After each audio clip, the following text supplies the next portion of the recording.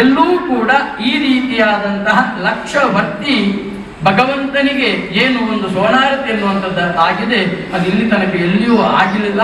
ಆಗದೆ ಇರುವಂತಹ ಸತ್ಕರ್ಮ ಜನಾರ್ದನ ಒಳಗೆ ನಿಂತು ವಿಶೇಷವಾಗಿ ವಿಜೃಂಭಣೆಯಿಂದ ಒಳ್ಳೆ ರೀತಿಯಿಂದ ಮಾಡಿಸಿಕೊಟ್ಟಿದ್ದಾನೆ.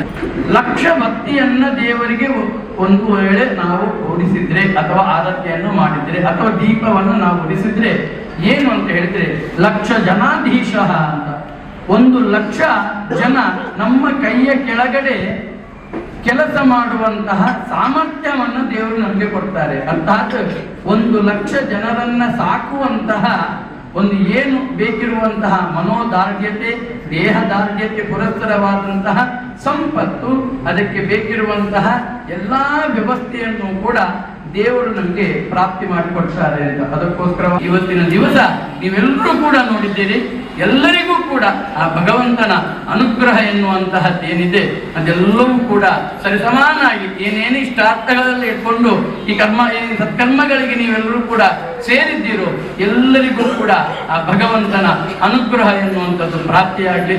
ಅದಕ್ಕೆ